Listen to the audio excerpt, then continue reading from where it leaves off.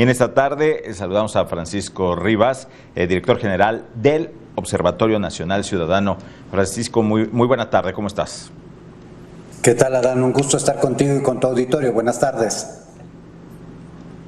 Buena tarde. Oye, hablar precisamente de la impunidad en nuestro país. Se dice que si algo a un país, a alguna nación no le permite avanzar democráticamente y no le permite desarrollarse, es la impunidad. En esta materia, ¿sigue siendo uno de los grandes pendientes de México, la impunidad? Definitivamente, mira, creo que en México tenemos un problema estructural muy importante que no solo nos remite a un tema de corrupción, no solo nos remite a un tema de desinterés de algunas autoridades por hacer cumplir la ley o incluso de complicidad en alguna manera de beneficio por no hacer cumplir la ley, sino hay un problema estructural muy importante. Primero, por cada 1000 delitos que se cometen, se denuncian apenas 100. De esos 100 que se denuncian, hay 30 que no se investigan por algún motivo. Por algún motivo ni siquiera se inicia la carpeta de investigación. De esos 70 que tenemos, de esos 70 que nos están quedando de los 1000 originales que se cumplieron, tenemos aproximadamente 35 en donde no pasa nada. O sea, la carpeta se inicia, pero no hay una investigación, no hay un ejercicio específico. Después de esta, tenemos apenas un 20%, es decir, 7, que llegan a etapa complementaria. Y de estas, la capacidad de éxito es prácticamente de una. O sea, por cada 1000 delitos que ocurren, estamos llegando a una sentencia.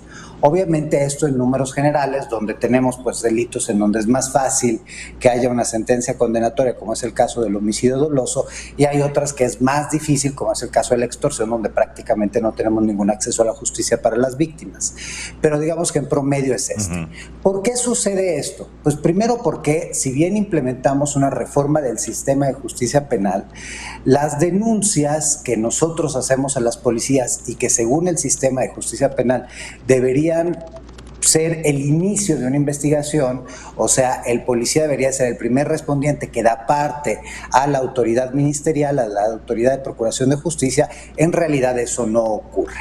Entonces, tenemos que esperar a que sea el ciudadano el que va a interponer una denuncia a la agencia del Ministerio Público. Ahí tenemos pues desde la revictimización, el desinterés, etcétera, pero tenemos un problema estructural muy importante. Dice INEGI que en promedio tenemos 250 carpetas de investigación por cada uno de los ministerios públicos que tenemos en el país, lo que nos dice que es absolutamente insuficiente la capacidad que pueden tener las fiscalías de procesar los delitos.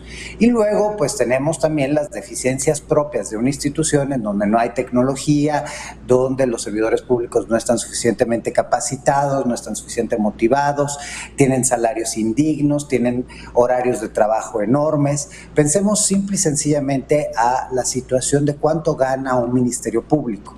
Hay entidades donde un ministerio público gana 8,000 pesos mensuales. Eso significa que estudió una carrera de abogado, pasó por una formación, pasa por controles de confianza, no solo tiene responsabilidades administrativas, sino tiene responsabilidades penales, es decir, puede acabar en la cárcel por haber ejecutado mal su trabajo, y ganan 3 pesos, se jubilan con 3 pesos, reciben un trato indigno, y la carrera dentro de la Procuración de Justicia pues es muy incipiente. Tenemos pocos casos de fiscales generales en nuestro país que hayan empezado desde abajo, desde cero. Tenemos en este momento pues el caso de Carlos Amarripa en Guanajuato, de Gerardo Márquez en Coahuila, de Daniel de la Rosa en Baja California, que él empezó en el área de seguridad y creció y luego pasó a ser fiscal, pero digamos que son muy pocos los casos y si nos remontamos pues aún menos, ¿no? Patricia Bugarín, Marisela Morales, o sea, pocos son los que llegan a altos cargos. Tenemos un sinfín de fiscales en el país que vienen de las notarías, del despacho, que son amigos de los gobernadores, que entonces tampoco respetan la autonomía, y por eso insisto que hay una parte de injerencia todavía en la Procuración de Justicia, pero hay otra parte, insisto, que es la falta de capacitación. Ahora, yo aquí apuntaría 3 cosas que particularmente se han agravado en este sexenio.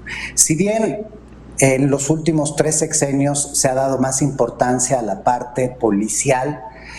Las fiscalías se han quedado relegadas, más o menos los recursos que tuvieron en la administración de Fox, de Peña y de Calderón fueron prácticamente invariados, a diferencia que en seguridad sí subió mucho el presupuesto.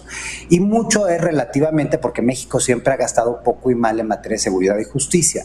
Si nosotros pensamos en el mejor año de la historia de nuestro país, gastamos el 1.2% de aportaciones federales a la seguridad, nos damos cuenta que es nada si comparado con los países de la OCDE que gasta más del 3%, o Brasil y Colombia que andan por el 5% de su Producto Interno Bruto, o Estados Unidos que anda por el 7%. Entonces, evidentemente estamos gastando poco. En el sexenio de Peña, este recurso bajó hasta el 1%. En esta administración llegamos al 0.87% en el primer año y hoy de lo que efectivamente se destina a la seguridad anda por ahí del 0.47%.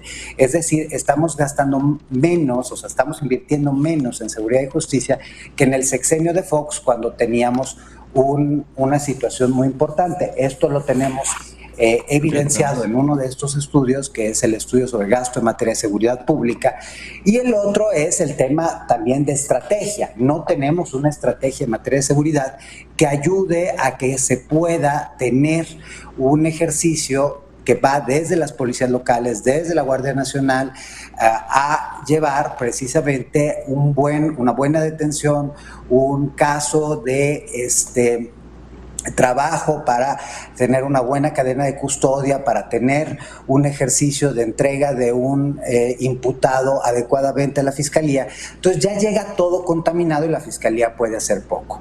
El otro aspecto que nos debe preocupar es que hay un error de diagnóstico en el tema que tiene el presidente de qué es lo que impulsa a los jóvenes a incorporarse a la delincuencia. El presidente ha sido muy claro en decirnos que la pobreza es el factor principal. Entonces las transferencias directas deberían suplir esas deficiencias económicas que tienen las personas que luego los llevan a entrar a la delincuencia. Y eso es falso. Un ejercicio que nosotros hicimos en conjunto con la Red de Derechos por la Infancia nos apunta que el primer problema es precisamente la impunidad, esto que nos estás preguntando en este momento, esto que estamos analizando en este momento. Cuando hay impunidad, un joven puede fácilmente acercarse a los delitos por cuestiones de pertenencia a un grupo, por cuestiones de sensación de poder, por cuestiones de economía, por falta de oportunidades. El segundo factor es precisamente la marginación social, que no tiene que ver con la pobreza, es decir, que un joven no tenga una educación de calidad o no ingrese a un trabajo dentro de la formalidad. Y el tercer punto tiene que ver con el abandono y la violencia familiar. Entonces, en realidad la pobreza no es el factor determinante, y el que no estemos atendiendo ese gran reto que tenemos en la Procuración de Justicia es un ejemplo claro de que lo que estamos haciendo es impulsar a que ésta siga creciendo.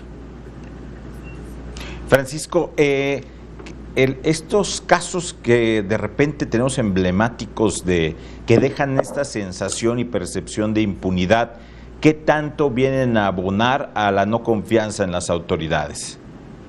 Definitivamente, de hecho, nosotros acabamos de arrancar en 6 estados un ejercicio muy interesante de la mano con el Instituto Mexicano de la Competitividad, con Borde Político, con Impunidad Cero, porque lo que queremos es precisamente acercar al ciudadano a la denuncia, que es el primer elemento para que pueda iniciarse una investigación.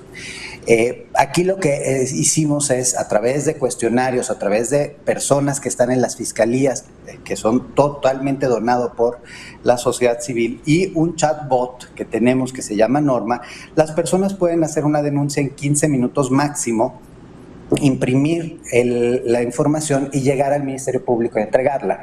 Si ellos no quieren presentar la denuncia por una cuestión de sensación de inseguridad, de maltrato, etcétera, nos puede referir a nosotros la información y nosotros la pasaremos a la autoridad. El tercer punto es que este chatbot, que es a través de WhatsApp y se llama Ella es Norma, lo que tiene es que nos detecta casos graves que deben ser atendidos inmediatamente, y en eso entra el área de atención a víctimas con apoyo psicológico y legal por parte del Observatorio Nacional Ciudadano. Y lo que busca es precisamente que el ciudadano señale casos de corrupción, de maltrato, de abuso, que le hayan pedido algún tipo de favor o algún tipo de abuso sexual o de favor sexual que se le pueda pedir, porque ocurre frecuentemente. Entonces, ¿esto qué nos está llevando? Nos está llevando a poner acento sobre los problemas que tenemos. Lo que nos dicen las encuestas de victimización es que el 63% de los mexicanos no denuncia porque cree que es una pérdida de tiempo. Y la verdad es que en la mayor parte de los casos sí lo es. Quienes hemos sido víctimas del delito sabemos que aún en casos graves como es el secuestro, rara vez llegan a detener a los secuestradores, rara vez desmantelan a las bandas, rara vez llegan a recuperar alguna parte del daño. Entonces, ¿cómo le podemos pedir a un ciudadano que en promedio pasa entre 3 y 6 horas para denunciar en una fiscalía del país un delito para el cual no va a tener ningún acceso a la justicia, no va a tener reparación del daño y lo más probable es que lo vayan a maltratar? Así es, y la confianza ahí se ve mermada. Niveles de impunidad, porque me hablabas de época de Vicente Fox, al menos en inversión de recursos, pero en niveles de impunidad, estamos hablando ya 20 y tantos años de Fox para acá, ¿se han mantenido, ha subido los niveles de impunidad? Estamos prácticamente en las mismas condiciones, había ligeramente menos impunidad antes sobre ciertos delitos, también porque eran muchos menos. O sea, ahora la parte que tenemos que también considerar es que hoy el comportamiento delictivo es un comportamiento muy variado. Es muy difícil decir dónde empieza el fuero común y dónde empieza el fuero federal, porque vamos a pensar en el caso de los robos. También los que roban en ciertas zonas de nuestro país pagan un derecho de piso a grupos delictivos más grandes. También las personas que se dedican a una extorsión o a un secuestro están conectadas con grupos delictivos más grandes. Los que venden piratería en la calle están conectados con grupos delictivos más grandes. Entonces, hay una relación muy compleja entre delincuencia común y delincuencia organizada, y donde sí hay grupos de delincuencia organizada que se dedican a temas como la extorsión presencial, como el secuestro, como los robos de transporte de carga, como el tema de la trata y el tráfico de personas, como delitos en contra del medio ambiente. Por ejemplo, hoy vivimos una crisis de agua en una parte importante del país. Nos dice Conagua que el 86% del país tiene algún problema de agua en algún nivel. Tenemos obviamente los casos más icónicos, como es el caso de Sonora y de Nuevo León, pero la verdad es que tenemos un problema prácticamente en todo el país. Y sí, una parte tiene que ver con infraestructura y cambio climático, pero también una parte tiene que ver con delincuencia organizada, tanto porque producen una serie y ejecutan una serie de delitos en contra del medio ambiente, como también están extorsionando a través del agua. Entonces, sí es muy importante que esta colaboración, que hoy no existe, porque hay que decirlo con toda claridad, las fiscalías del país también no logran avanzar, porque en ese sentido, cuando hay un grupo que está conectado con la delincuencia organizada, debería haber una corresponsabilidad de la Fiscalía General de la República. Y la Fiscalía General de la República duerme el sueño de los justos y está dedicada nada más a los temas que le interesan al fiscal o al presidente. Entonces, pues las fiscalías locales están deteniendo a delincuentes, como acaba de pasar en Guerrero, por un tema de robo, un delincuente que es extorsionador, secuestrador, controla el narcomenudeo, etcétera, y lo detuvieron por robo. Entonces, en la mejor de las hipótesis pasará un tiempo muy reducido en el penal, en la peor de las hipótesis saldrá porque el caso no se va a sostener. Entonces, ahí es donde debería entrar la Fiscalía General de la República, que no está entrando y no está actuando. Entonces, ahí lamentamos muchísimo que este gobierno de verdad esté promoviendo la impunidad. Pensemos en los casos de 2022 y 2021 de las elecciones. Hubo un sinfín de secuestros a operadores políticos, de violencia ejecutada en contra de candidatos, de periodistas, etcétera. No hay ni una sola carpeta de investigación y no hay ni un solo avance en esos casos. Eso lo que nos dice es un gobierno que no quiere investigar a la delincuencia organizada. Francisco Rivas, director general del Observatorio Nacional Ciudadano, te agradecemos mucho estos minutos con Mega Noticias MX. Gracias a ustedes y los invito a que entren a nuestra página, ahí pueden encontrar la información del chatbot Norma, porque es una herramienta que va a servir para denunciar y para que precisamente podamos combatir esa impunidad que tanto nos daña. Muchas gracias, Adán. Buenas tardes.